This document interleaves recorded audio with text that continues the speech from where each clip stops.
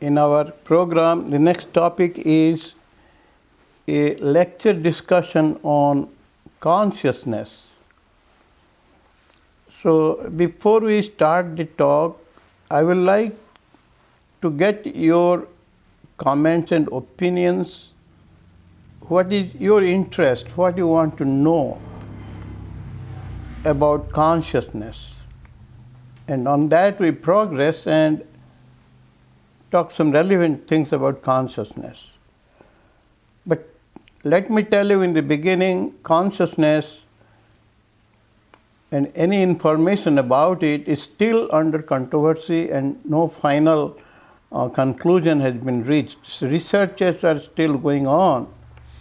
And then the medical science and the human physiology, neurophysiology, they are progressing in their own line, but the spiritual aspect of consciousness is different, which the yogis do.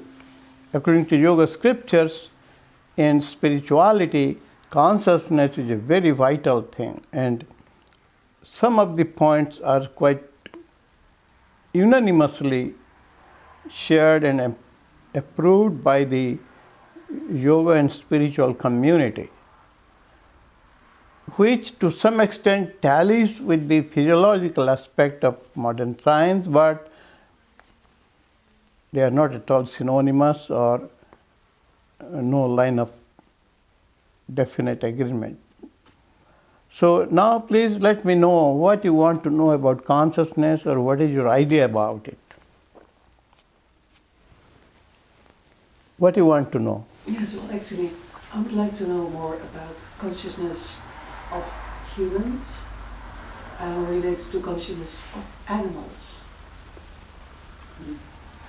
And it is better to include the consciousness of the plants. Yes. Yes. Any other opinion? What's the relation between consciousness and the soul? Yes, the relationship between consciousness and soul. Is consciousness the same as awareness? Consciousness and awareness. I struggle to make conscious decisions in everyday life, if that is possible. It is always possible. All your decisions are conscious decisions. Because now, let me see, first thing we start with what Ronald Baba told. Now, to understand consciousness, why we want to understand it? So we understand its working and its relationship with spirituality and with material aspect, and how the knowledge of consciousness can make us better person and make our life better in quality and quantity. We want to practice yoga and spirituality, how it is relevant, and whether our life is under our control, our destiny is under our control, and some relevant aspect of consciousness. So yes, consciousness has many definitions. Many people express it in a different way, yet they all include. So, a little example here will be relevant, and that is, one family were going in a car, and the child asked the father, "Father, where are you going?" He said, "I will show you some jungles. I'll show you a forest." So as they were passing, they entered a forest. And you know, a jungle and forest is all a conglomeration of trees and different type of plants, creepers and all. So when they were passing through the jungle, as they were nearing the end, the father asked, "You see, children, did you see the jungle? How do you like it?" So the children told, "Oh, I didn't see any jungle.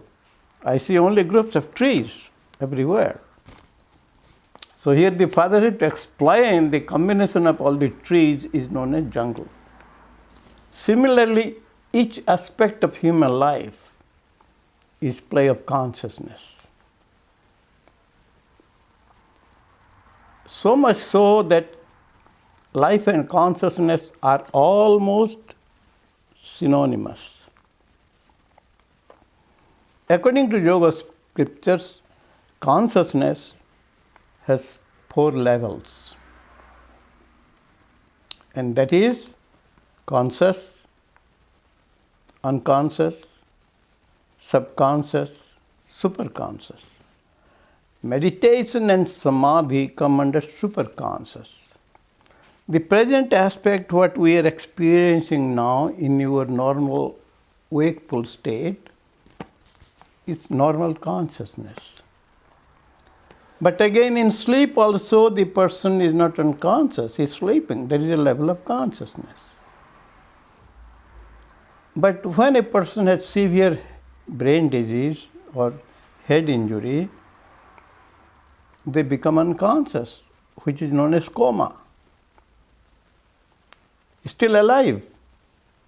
Yet consciousness is not normal, but there is no consciousness, and it is called coma. They are all relative things. There is no absolute distinction. So what is subconscious? Suppose you are seeing your favorite program in the television, and you are so engrossed that so many people are coming and going and asking you questions, you are not aware of it. Or suppose a beloved is thinking of her love, long distance away. They have fallen newly in love. And so much engrossed in that thought that so many people coming, going, and time is passing, that person is not aware of it. Subconscious. Is not unconscious. Then in the sleep again, you have sleep stage now. When a person is sleeping, is conscious or unconscious? He's conscious. He's not in coma. He will wake up. Again, sleep has normal sleep, deep sleep, and sleep with dreams. They're all conscious. They're not unconscious. Only unconscious is severe head injury or diffuse brain disease. Is coma. And that coma has again different grades according to medical science. Whether he responds to verbal command or to painful stimulus, that comes under coma. So what concerns us is the superconscious state.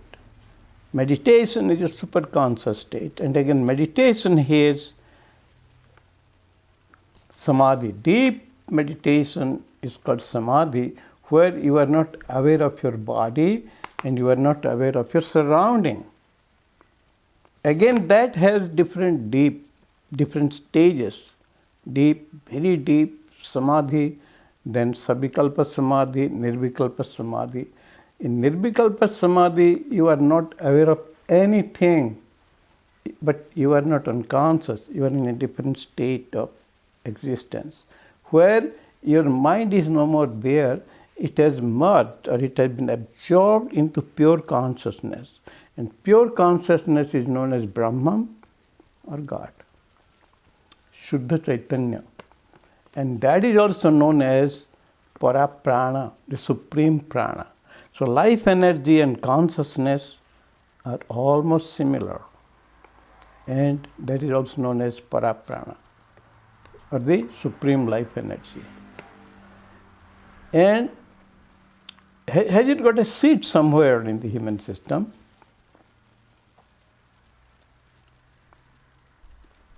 Consciousness, as per our awareness of the surrounding. Till now, medical science tells it that in the brain stem,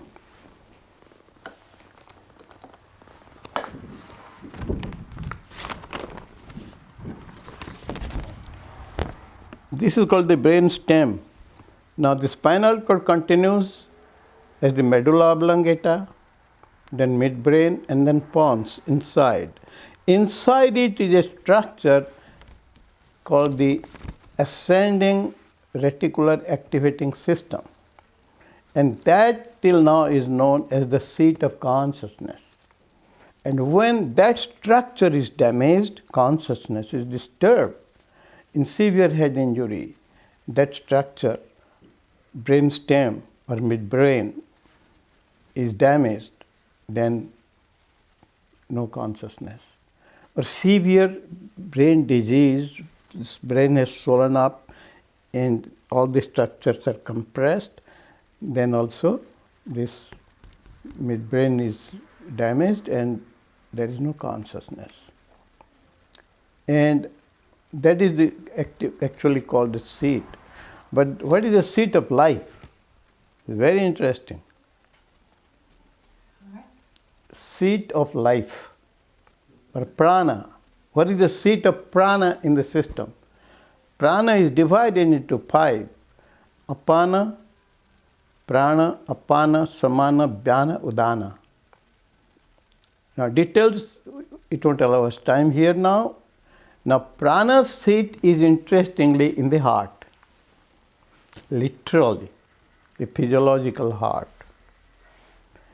There is a nice prayer in Sanskrit known as Narayana Sukta, where it graphically describes the human heart and where in it is the seat of God or prana. Now here comes physiology. According to human physiology, in the heart is activated by electromagnetic system. So first there is an electrical impulse. It starts in upper part of the heart. And that is known as the sinoaortic node. From there the impulse starts and the impulse spreads over the special pathways of nerves inside the heart, where the whole heart is activated and they pump and do their function. Only when the heart stops, then a person is declared dead. Nowadays, even in medical science. Otherwise, they will keep him alive. He is going through machines, and they say he is not dead, he is alive. There are other implications which we need not discuss here. Some negative, some positive. So that is now, according to development inside the human mother's uterus, when the embryo is developing, first develop is the heart, and that pumps the circulation going, development of heart. And later brain develops. So heart is the elder brother, brain is the younger brother, but as they develop till your present age, stage or whatever, the heart is forgotten and the brain takes over the control of the whole thing. And the brain also to some extent indirectly influences the heart, but brain knows that if the heart wants, it can stop it. So this is the heart. But spiritual heart combines both heart and brain. The physiological heart, it combines the both. There are many saints who say, meditate on your heart. You feel presence of God in the heart. That the heart means inside the heart of consciousness. It is revealed not through these eyes, but through the spiritual eye. So the prana, consciousness, and life energy, they are almost similar things. So that's why meditation means you go beyond the normal egoistic consciousness. Then again, it is called as in the spiritual space, also known as spiritual space. There are 5 spiritual space here. There are 5, like Dharakas, Mahakas, Parakas, Chidakas, Atmakas. In meditation, you go gradually higher and higher in this Akas or space, and they are all part of higher consciousness. Then what about consciousness and thoughts? In the Patanjali yoga system, it is mentioned that yoga means There is no thoughts in your consciousness. Thoughts are ripples or impressions which come as wave triggered by the past karmas and memory, and that becomes the mind. As long as these thoughts are restless, mind exists. So yoga means you control the thoughts to stillness, and then your mind will not exist anymore. It has merged in pure consciousness. And in pure consciousness is your pure state of the spirit. And as long as you are in your mind, that means in the thoughts, you are conscious, but you are not in superconscious, you are not in spirituality. And then what is death? When you are in deep sleep, are you aware of anything? But you suddenly wake up, oh, I had a nice sleep, I feel refreshed. Deep sleep. So what is the difference between deep sleep and superconscious state? When you are in superconscious state, your awareness is tuned in with the spirit. So when you come down from the meditation state, you are a wiser person, more learned, more spiritual, more vital, as if you have got new life that you don't get in deep sleep. Unconscious, you don't know anything. Time has stopped for you. And then death. Now, as you know, according to the yoga scriptures or even physiology, human physiology, sleep is three types. One is normal sleep, one is sleep with dreams, and one with deep sleep without any dream or anything. The deep sleep is more relaxing, more energizing, more satisfying. Whether sleep with dreams can cause you a lot of stress. If it's good dreams, you like it, enjoy it. If you bad dreams, try to forget it, because it is more stress. And deep sleep is equivalent to short death. So death is known as prolonged hibernation. So when the soul leaves the body to migrate to another body according to its karma,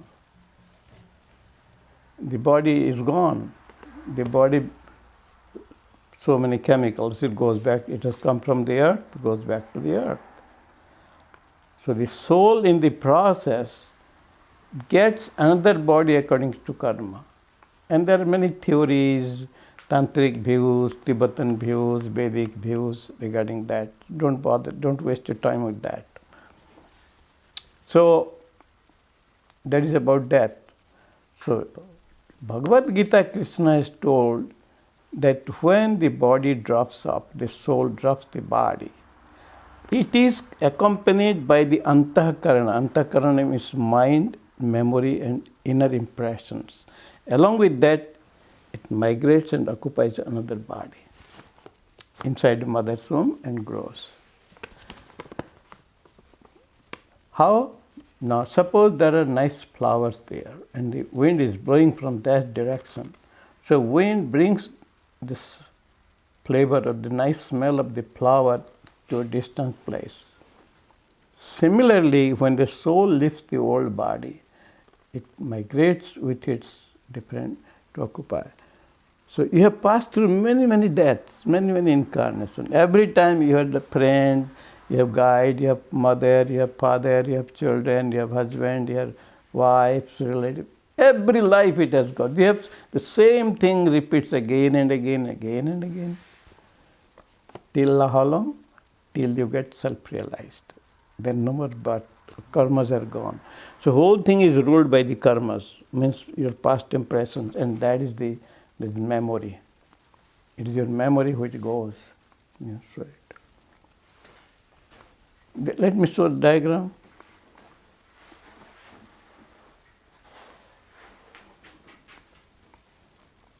You know, this diagram shows there are two triangles superimposed upside down in one state. And so it has got 6 corners. The 6 corners are memory, brain, mind, body, speech, and mind is twice because mind is very important. And the yellow part is the prana, the yellow one, because it is that which makes all the play go round and round. No prana, nothing. And then the center one is the soul, the spirit. So according to yoga scriptures, how creation started? First there was nothing. Only the spirit was there, Brahman.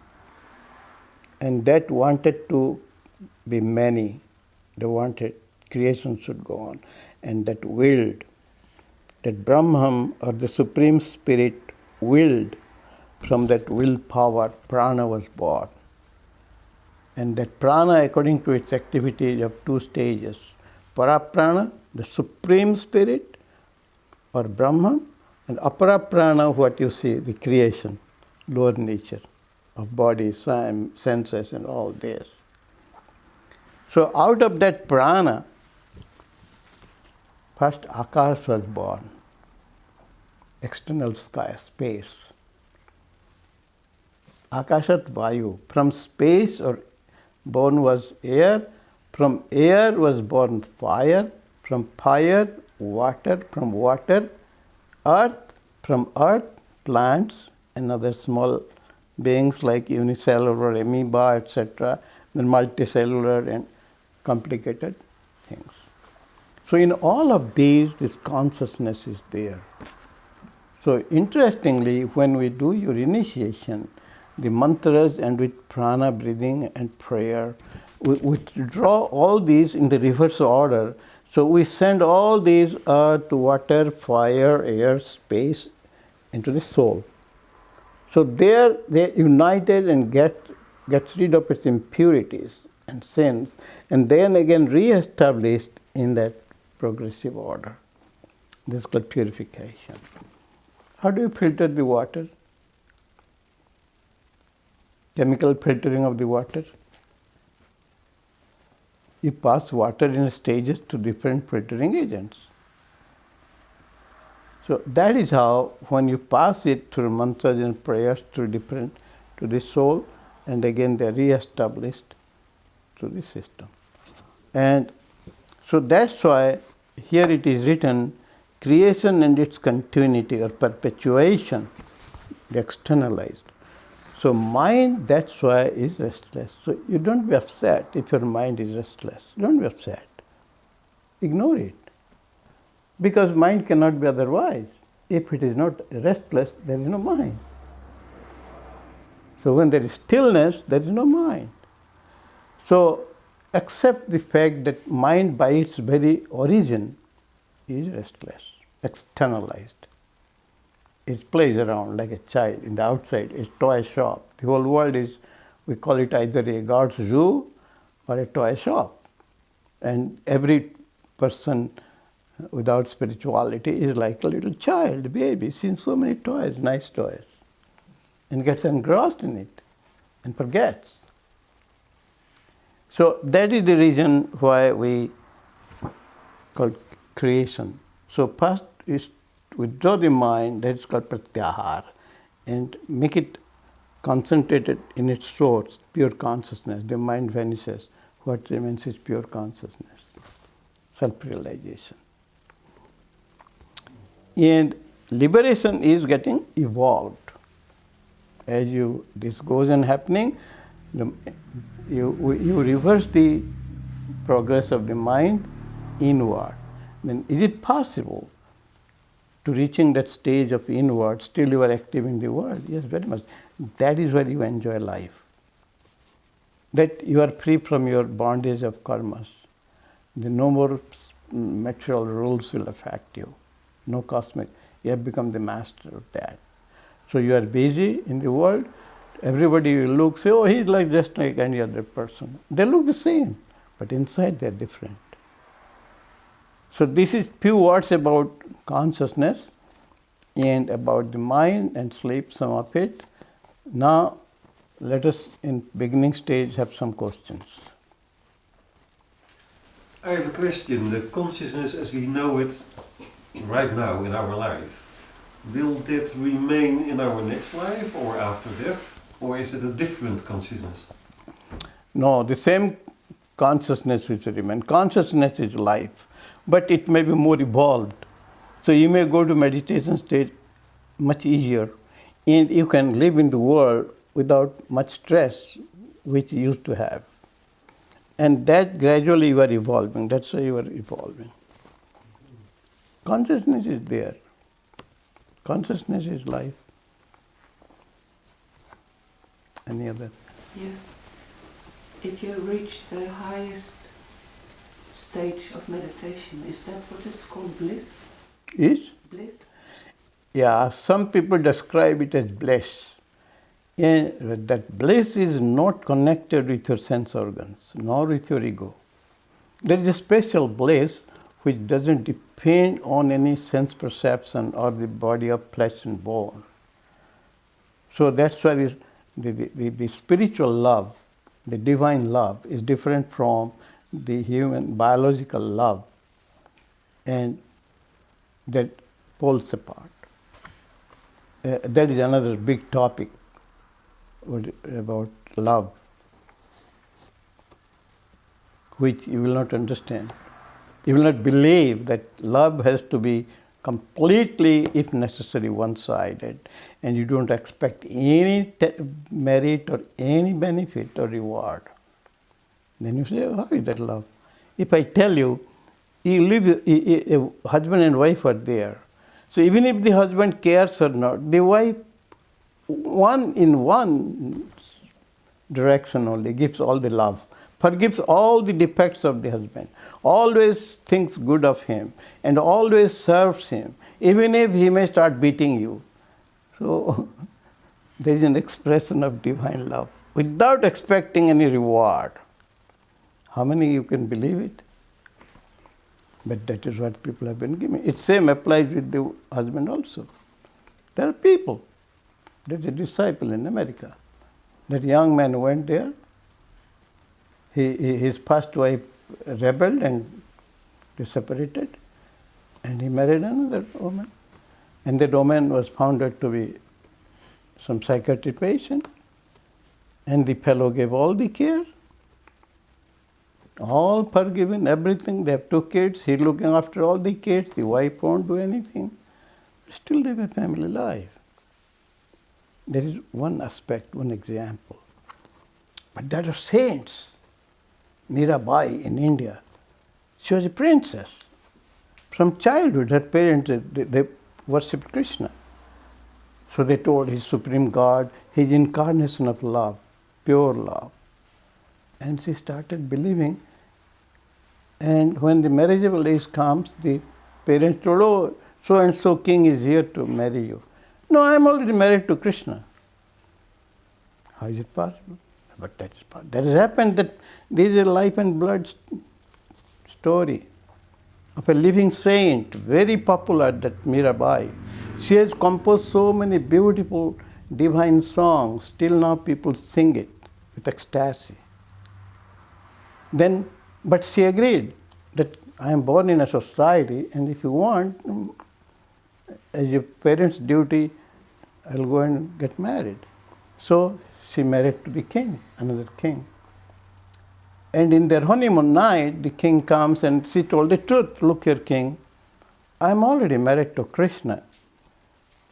But as a wife's duty, and it is your husband's responsibility, I'm willing to obey all the rules here.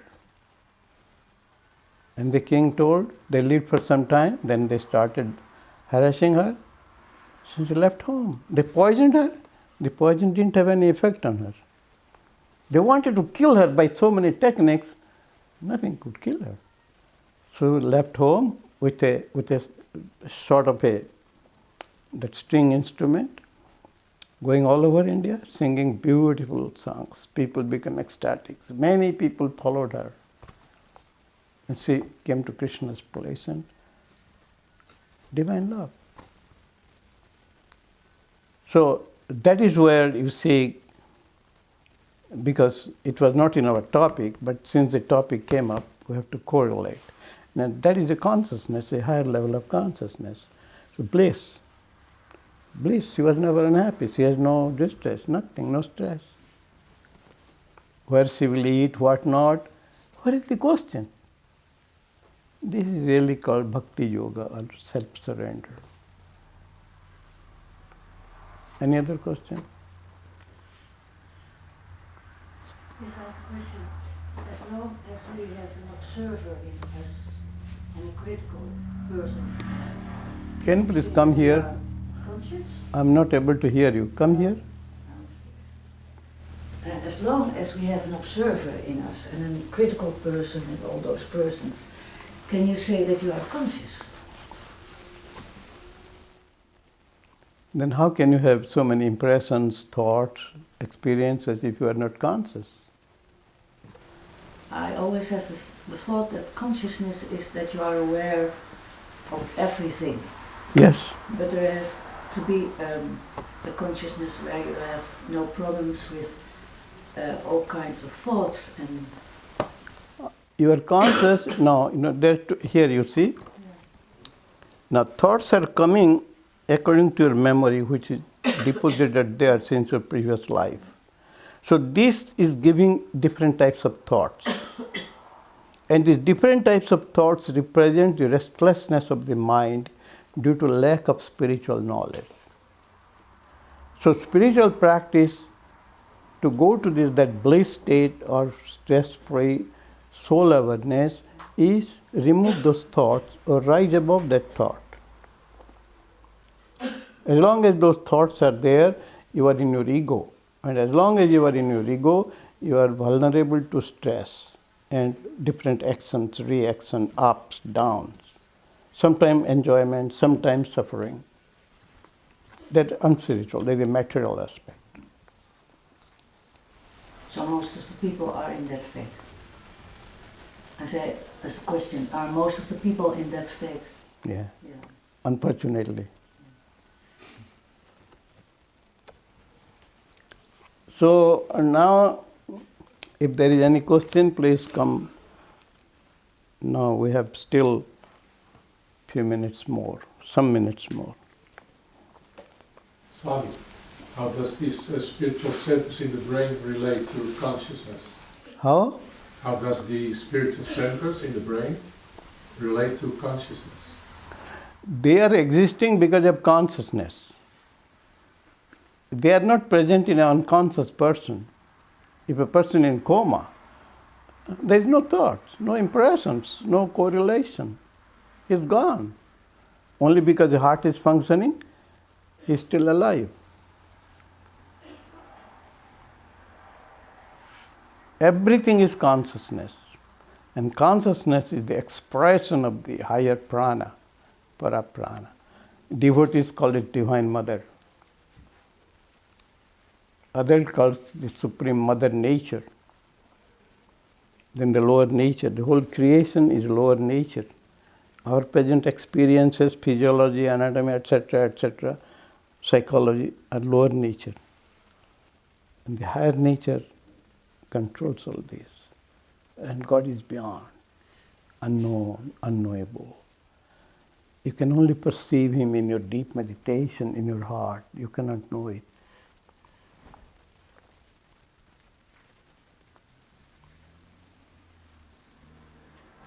So you have a question. I saw this documentary where they were talking about the yugas, and they said that in the first yuga, the Satya Yuga, the consciousness is at the highest, and at the Kali Yuga, the consciousness of the universe is at the lowest. Is this true? You know, this is beautifully described in a book wrote by Sri Yukteswar. He was a cosmic astrologer also, and a God realized master. He told why humans behave in a different way, and the yoga scriptures categorize them as 4 stages.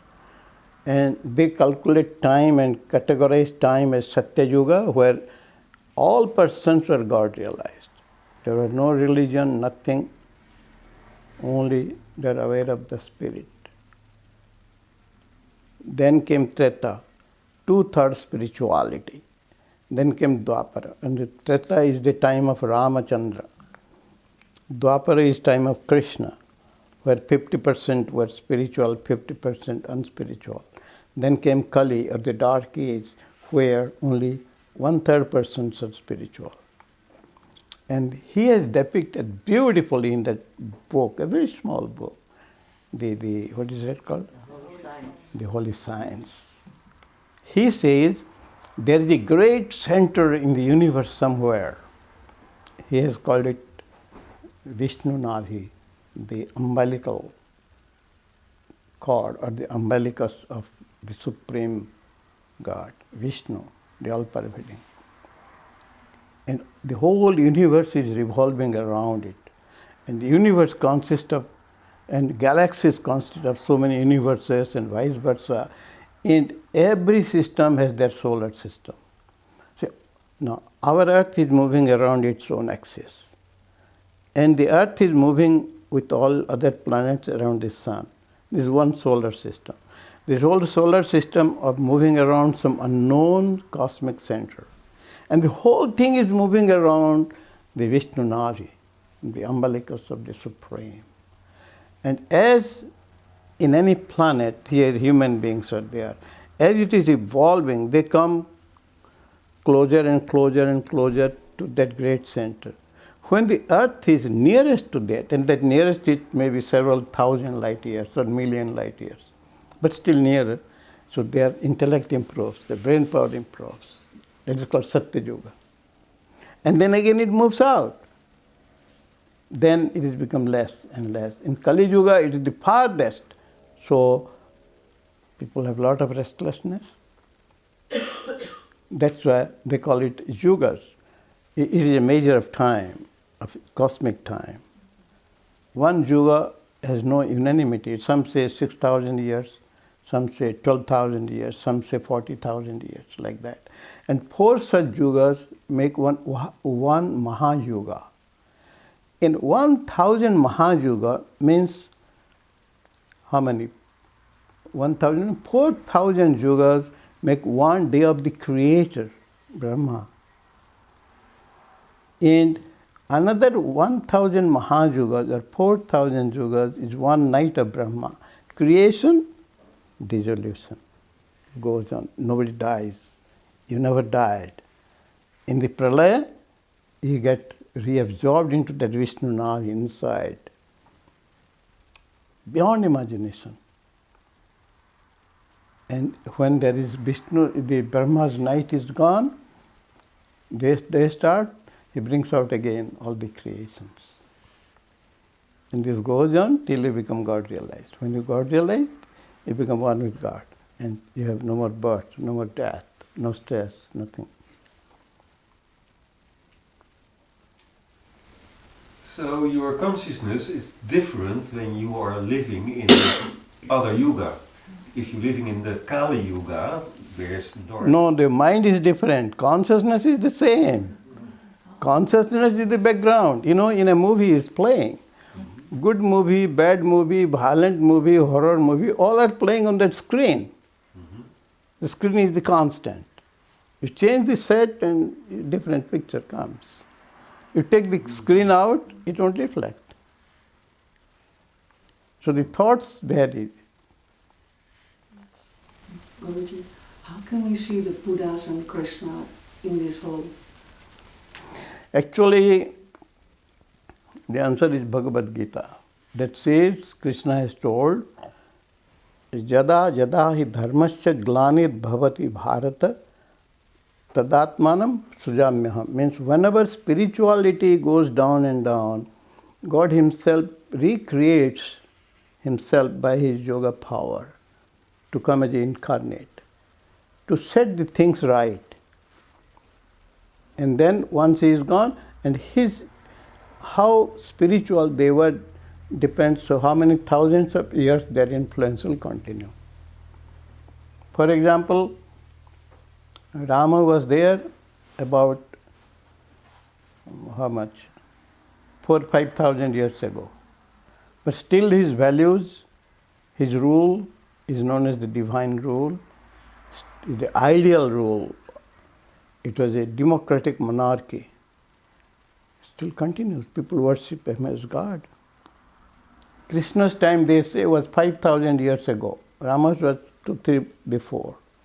And still not their full strength. They are going strong in their faith, they worship. And this beautifully narrated, codified in the Bhagavad Gita by Krishna.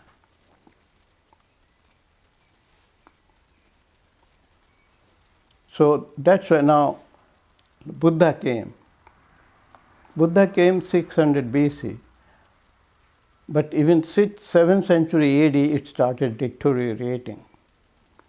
Again, there is some attempt at revival.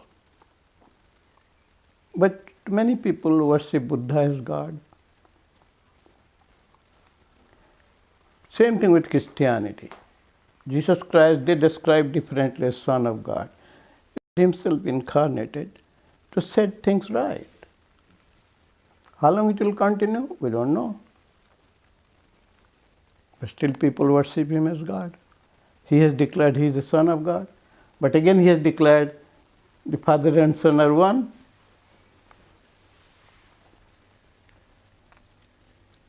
So this is universal, this is a cosmic phenomenon, these incarnations, and to set the harmony.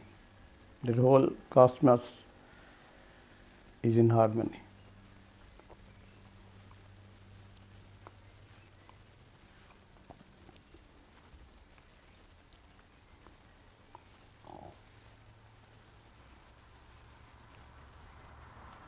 Any other question?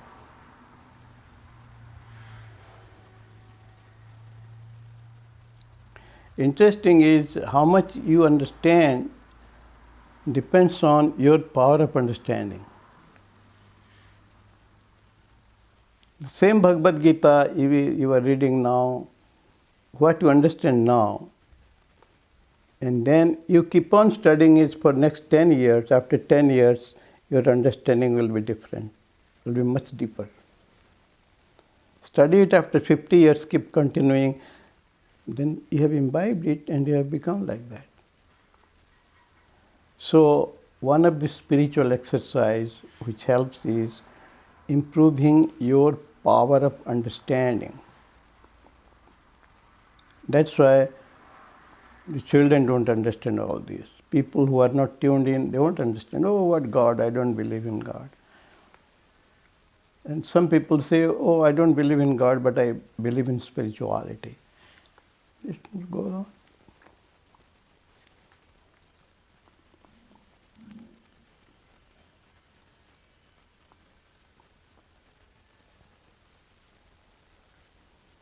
A simple example I will give. What is Bibjior? Bibjior. It was taught in school. Bibjior. B for violet, I for indigo,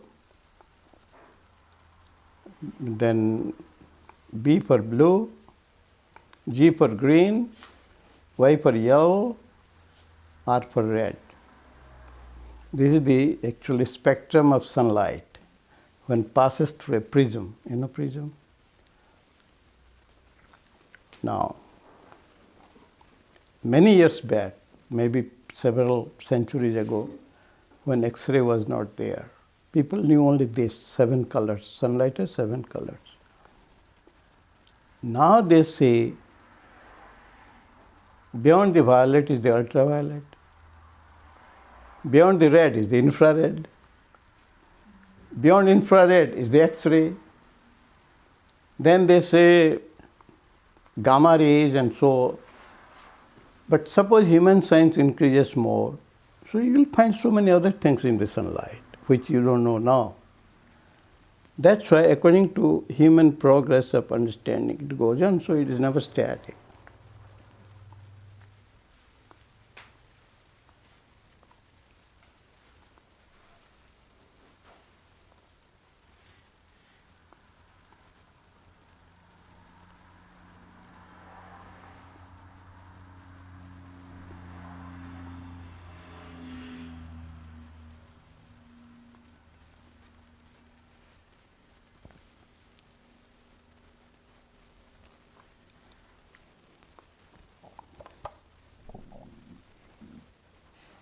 today's class is over, and thank you very much for your patience for a very complicated topic. But it is good you have started making understanding. So it will help you further. Thank you very much. Thank you, Gurudev. Thank you. Thank you.